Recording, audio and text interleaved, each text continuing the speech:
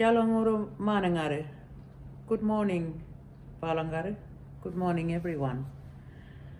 Thank you to Tim Ireland and AbSec for inviting me to speak to you all today. I'm sorry I'm not there in person. I want to acknowledge and sincerely thank all the community groups and organisations from across New South Wales who are present and who are running community-designed, led and owned and culturally grounded programs for our children and our families. Your work is so important. As the first woman to hold the position of the Aboriginal and Torres Strait Islander Social Justice Commissioner, the recognition, realisation and the ongoing fight for the human rights of our Indigenous peoples is my life, my lived reality.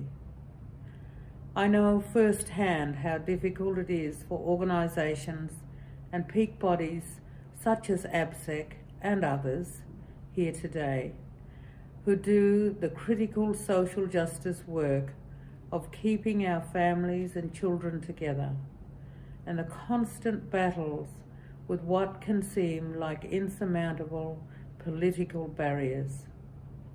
I also have experienced the personal toll of child removal from one generation to the next, that it is a pain like no other and should never happen.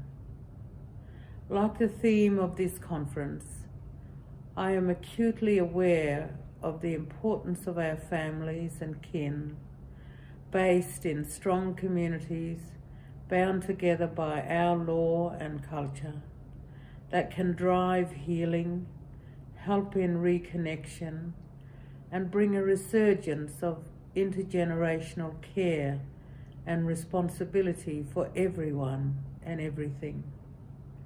This is how we grow strong kids, how we've brought them into a connected, embracing, and vibrant world since the beginning of time.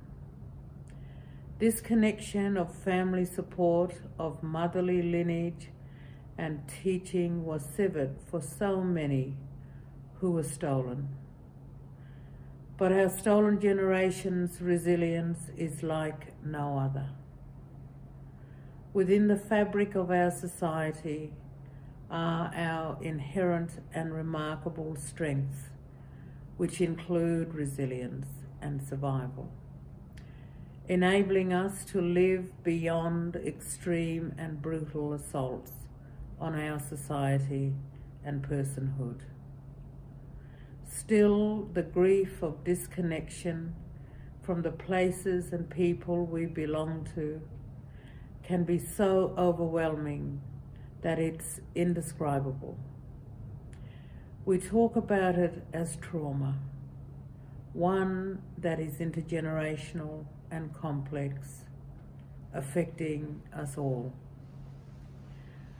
We have overwhelming evidence that shows the impact of trauma on the stolen generation.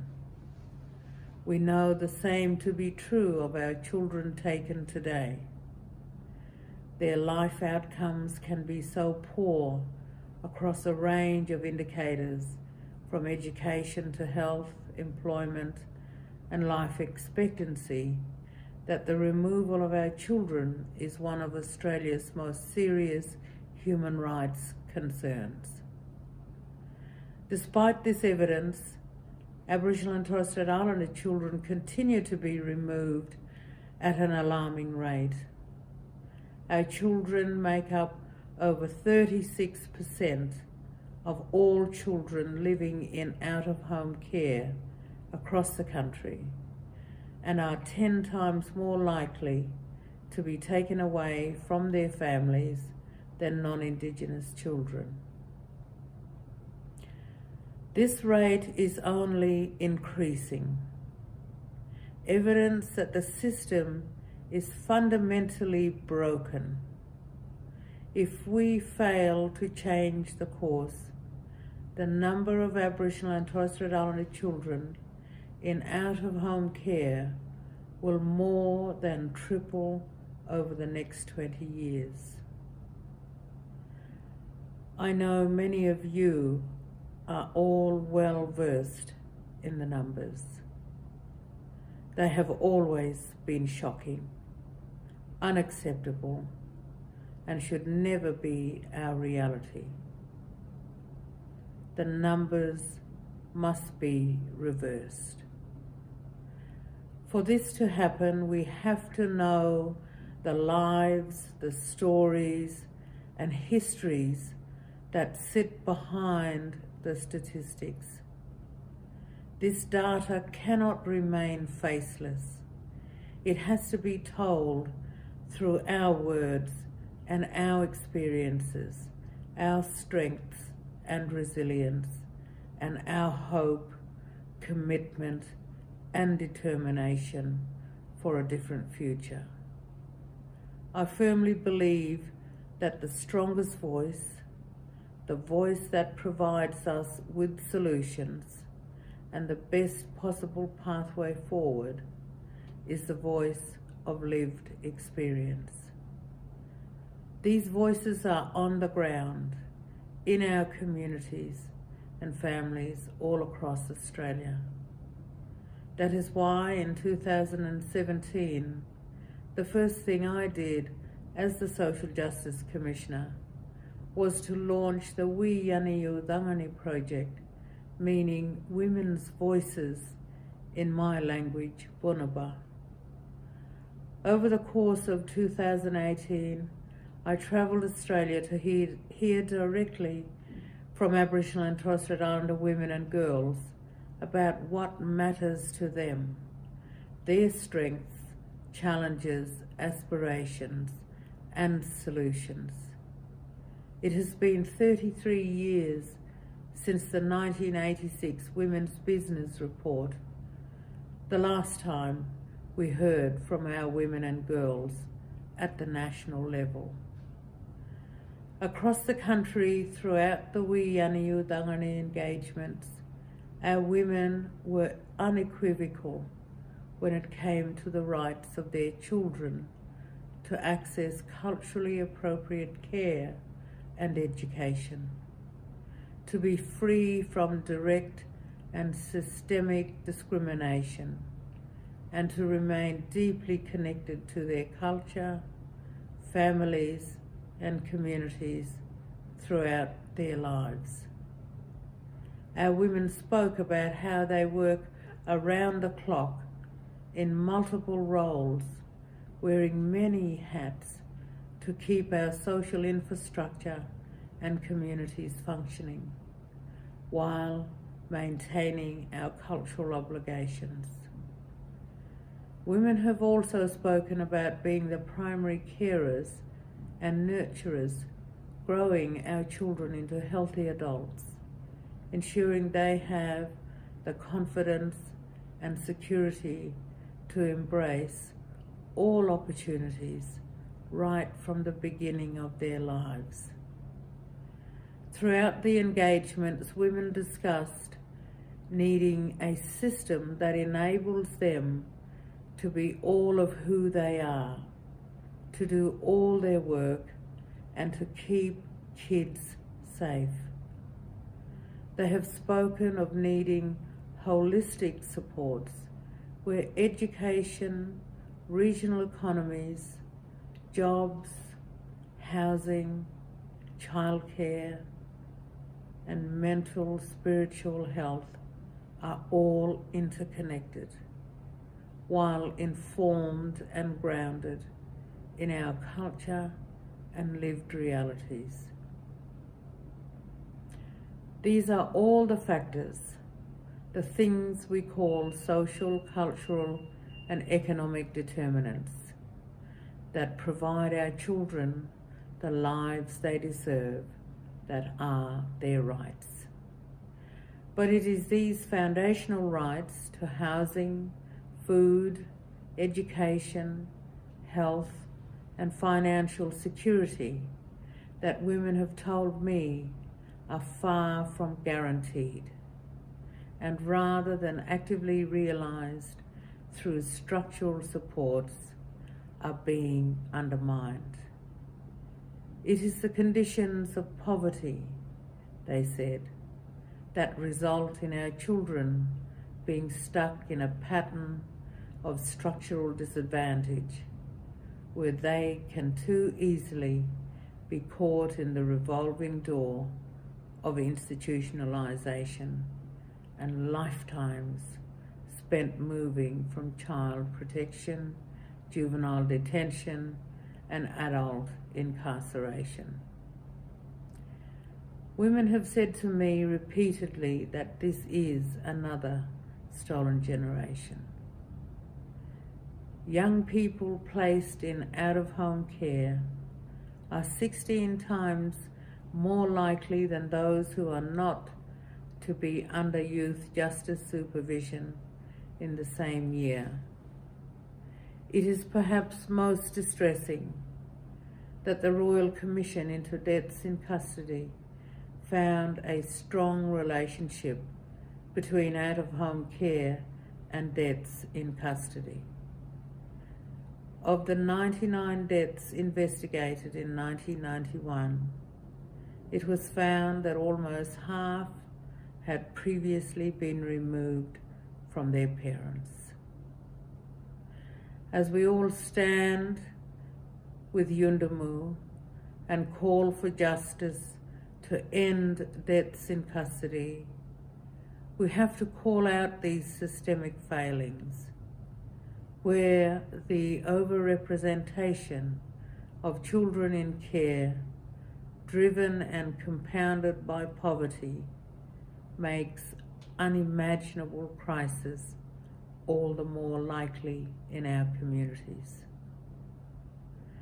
Despite this appalling trajectory, we are not seeing the determined leadership from governments to change the course. Investments remain weighted towards crisis interventions and institutional responses, instead of preventative, enabling approaches. In 2017-18, only 17% of overall child protection funding was invested in support services for children and their families, while 83% was invested in child protection services. A system that is siloed, operating free of our lived realities and contexts, segments our families across service sectors and institutions. When it comes to the protection, care and support of our children, this approach is disastrous, as there is limited focus on the systemic interconnected issues that need to be resolved for children to remain at home, and the vital supports that our parents and families need to keep children with them.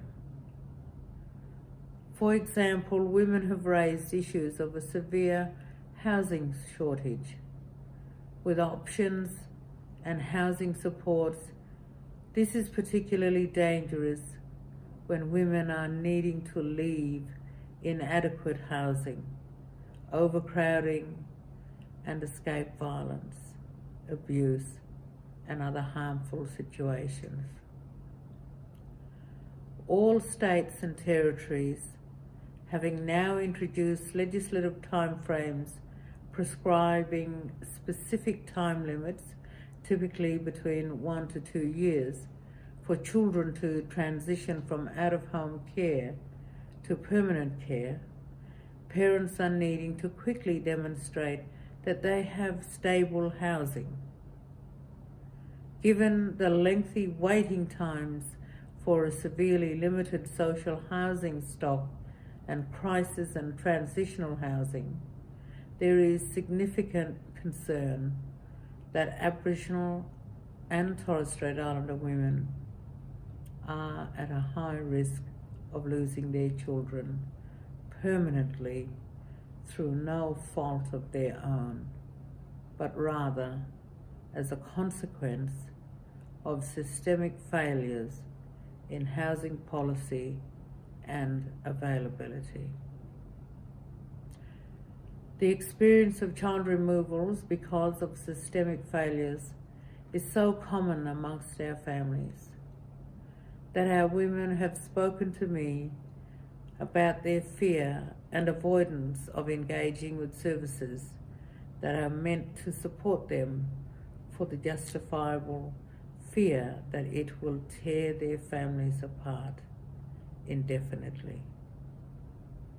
To effectively respond to the systemic issues women have spoken about, we have to break the cycle of inequality and interventions. Together, it is people like yourselves here today who need to imagine what a completely different system would look like and to make that a reality. I have heard the clarity in our people's voices that solutions and ways of working need to be grounded in community-led initiatives. Again, I have thought much about the Walbri over recent days and the innovative and focused approaches they've taken to supporting their youth over recent decades. Establishing the Walbri Youth Development Aboriginal Program, designed to create positive and meaningful pathways for all young Walbri people, and the Gurigi 1.0 app to strengthen culture and identity to reduce suicides. These are award-winning programs. Imagine if our systems were to wrap around what our community knows best instead of increased law enforcement and intervention. Families know that to do this, we need to flip the system from crisis to prevention investment. For this to happen, governments at all levels must change ways of working so that processes, policies, programs and services are community-led, strength-based and trauma-informed.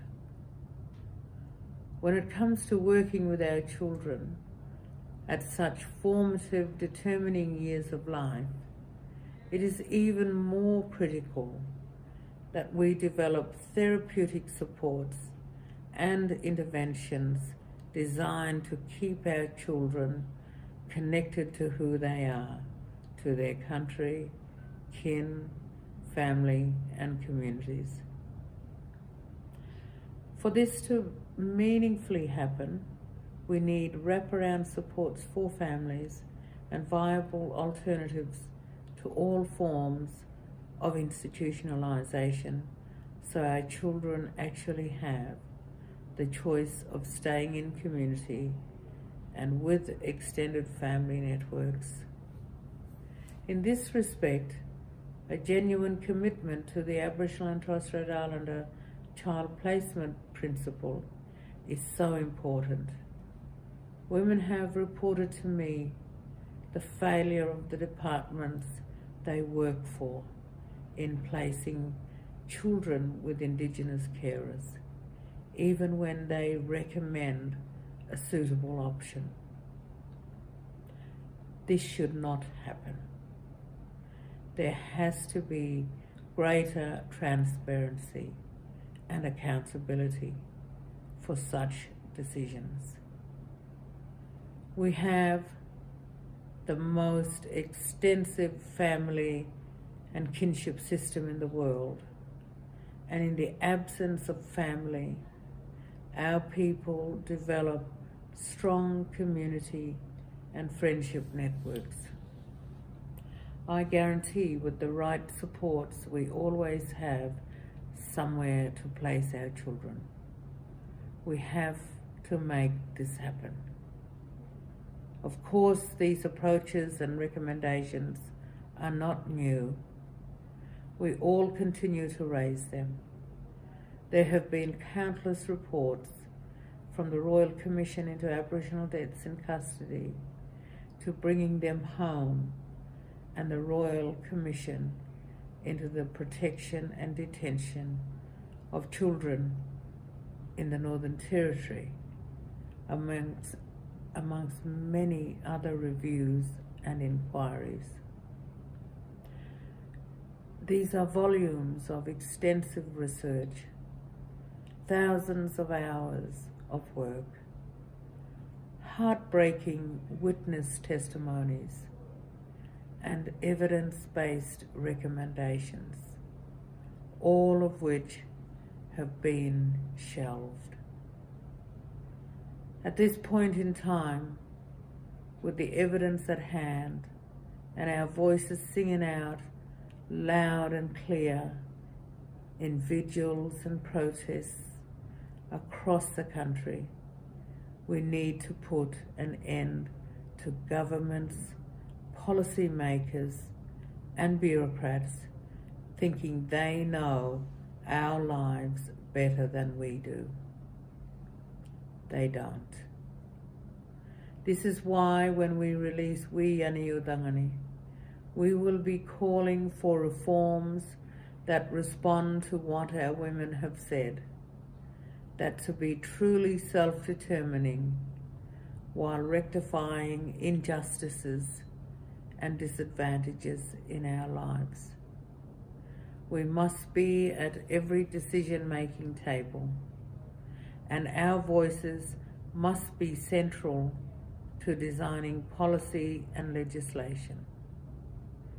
How many more reports will it take? This acceptance by governments of crisis caused by the system, not us, must end. It's time we get the permanent seats that we deserve at the decision-making table of this nation. This is one of the reasons why I have taken a position on the Minister of Indigenous Australians Voice Co-Design Senior Advisory Group. As a group, we will be considering a robust process of co-design. I believe we can set a precedent for the way that governments at all levels must work with our peoples from the ground up. Co-design, in essence, is nothing about us, nothing implemented without us. I have heard recently with the marches across this country, standing with the community of Yuendumu, that our people are saying that we have never been silent about the changes we need. And now we need all of Australia to stand with us, to stand by our side, and to see these injustices as your injustices, to see the society we want as the one you want, to believe and know that the fierce love and commitment we have to this land and our families is one that the rest of Australia also shares. Together we can unite this nation in the common pursuit of justice. Changing this system is the responsibility of all Australians. Insisting that governments invest in prevention is about developing a national narrative of equality where everyone is given the best start in life and has the chance to succeed, to be all of who they are without fear of being dispossessed, taken away, condemned, and discriminated against. The Australia we want is one that embraces, includes, and celebrates our diversity. That is the society our children have belonged to since time began, and it is the Australia they deserve and have a right to. Thank you for listening. Yaninga.